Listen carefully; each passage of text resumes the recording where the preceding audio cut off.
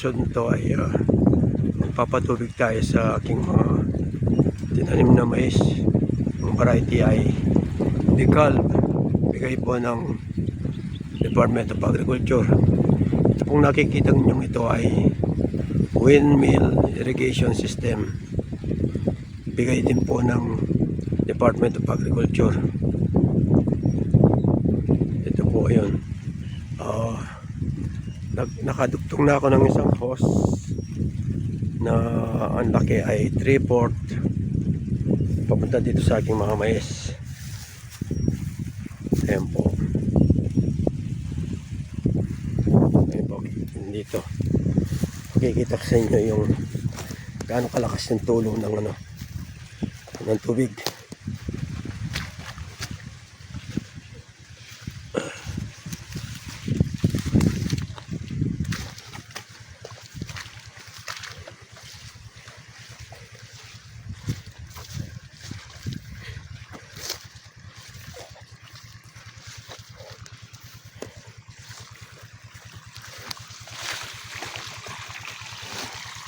Ito po. Ayan. Ayan ang tulo ng tubig galing sa windmill irrigation. Patutubigan ko itong kasi ito pong windmill araw-gabi ay nagpapump siya ng tubig. So itong portion na mataas, kahit ito lang, huwag na yung sa baba, kasi pag basa na to pupunta na yung tubig sa bandang ibaba at banda ron. Tapos yung banda ron naman, yung aking deep well na lang paandarin ko. Kasi itong portion na to, kung mapapansin nyo, maliliit sila kumpara dun sa banda ron, malalaki. Ito naman pong tubig na to ay galing sa aking deep well irrigation. Kung mapapansin nyo, halos kalahati na lang ng hose ang nakakarating na tubig. Dala po ng butas-butas na itong aking hose na napulot, pinagdugtong-dugtong ko. Ayan, yan po, dugtong yan. Maya hanggang dito mga 5 meters siguro, dugtong na naman. Ayan po, kumuha ko ng mga PVC 94, tapos po bumukit ako ng pantali, rubber na sa interior. Yun po, pinagdugtong, yun ang ginamit kong pantali. Ayan, dugtong na naman dyan. Saka yun, ayan, dugtong din yan hanggang, ayan, dugtong pa rin yan. Ito, dugtong pa rin ito. Ito, may dugtungan din dito. Ayan, ito, may dugtungan din dito. Ayan po. Ayan. Dugtong din yan.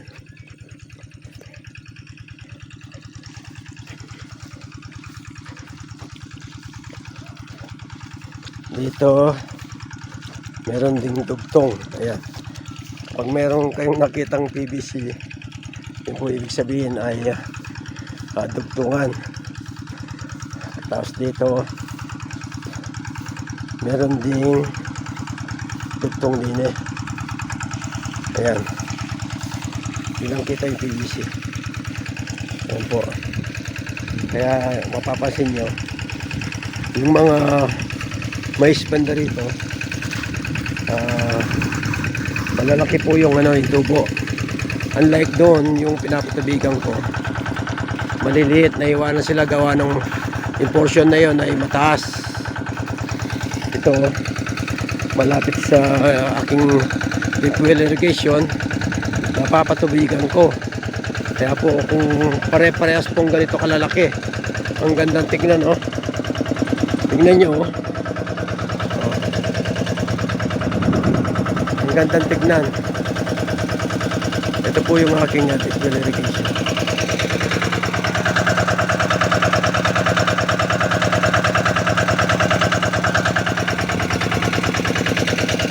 Kaya sa mga nakakapanood ng aking video,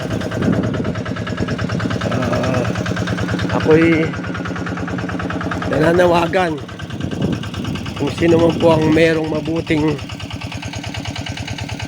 puso na gustong mag-donate ng plastic hose. Yun po yung pinagdugtong ko. 100 meters po kasi ay nagkakahalaga ng mahigit 4,000 pesos. Kaya wala po akong pambili ng ganong kalaking halaga. Kaya minarapat ko na lang na dugtungin yung napulot kong hose. Yung pong 4,000 plus na halaga na yun ay 100 meters na po yun. Ang sukat nun ay ang diameter niya ay 4 inches. At saka para na rin po mapatubigan ko na rin itong aming mga tanim na talong, tsaka yung kalabasa, tsaka kamatis. Dito po siling labuyo. Ayan, dito siling labuyo. Andun po sa bandang kanan yung siling panigang. Ito siling labuyo. Ito yung mga talong. Sabi ni kuya, nag-harvest siya kapon ng siling labuyo dahil panghinog. Naka 2 kilot kalahati raw siya kahapon. Dapat pati yung mga manibalang kinuha na kasi may hinog na rin yun. Yan po yung mga kalabasa, ang ganda ng tubo. Yung banda roon, pagkatapos ng kalabasa ay mga siling panigang.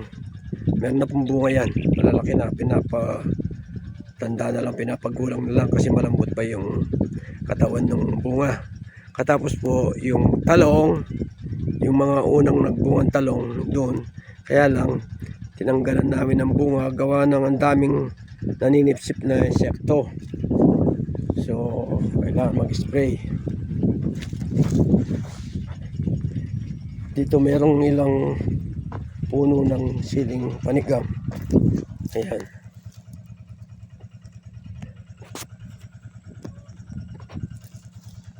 Siling panigang. Ayan po.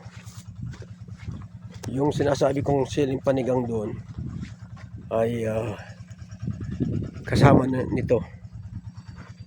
Kaya marami na rin bunga. Pagmasdan niyo po yung aking mais.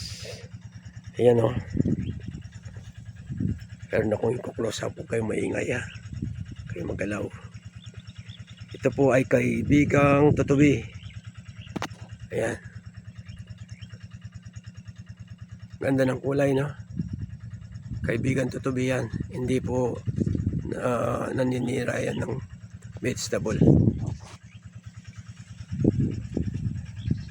Kaya inulit ko po para humabol yung aking mga mais na maliliit banda ron. Kasi ito malalaki na. Halos hanggang dibdib ko na ito. Tingnan natin. Punta ako sa gitna. Ayan po. Hanggang dibdib ko na. Ayan.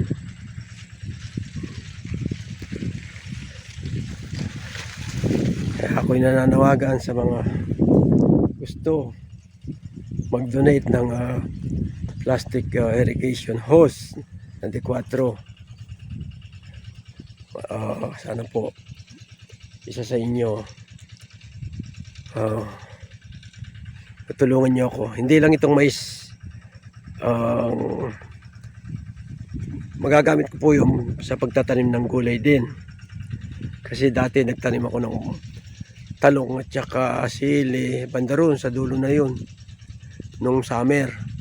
Ngayon po ay katapos ng tagulan, nababad sa ulan, kaya pinabuti kong taniman muna ng mais. Ayan.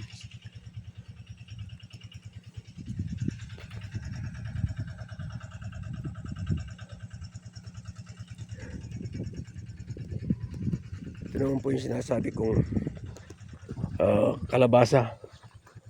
Dati napapangitan ako dito sa tanim namin kalabasa kasi madalang noon, talagang kala mo kalbo yung yung paligid. Pero ngayon, ayan o. Ang ganda na kasi napatubigan na, tsaka na-applyan na ng synthetic fertilizer. Ngayon po, papunta naman tayo dito sa siling panigang na sinasabi ko marami na pong bunga. Kapagkita ko kasi nakatago lang yung mga bunga. Oops, ayan o, nakatago. Ayan, ang lalaki o.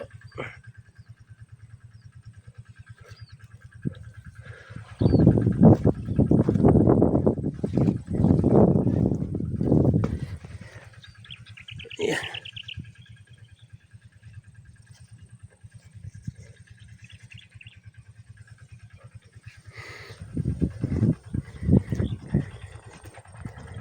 Ayan po. Kaya yung importante po sa akin yung plastic hose na yun. Mula dito kayang abutin hanggang doon sa aking irrigation system. Deep well yung hose na 100 meters. Kaso nga, yun po ay ang daming nasasayang na tubig. Kasi nga yung butas-butas, yung mga dugtungan. Ito po yung pinakamatanda naming talong. Tinanggalan namin ang bunga. Gawa nung ang dami pong naninipsip. Wala kami makuha malinis na bunga. Pero hindi namin na pinapatay. Pinapatubigan din ni Kuya.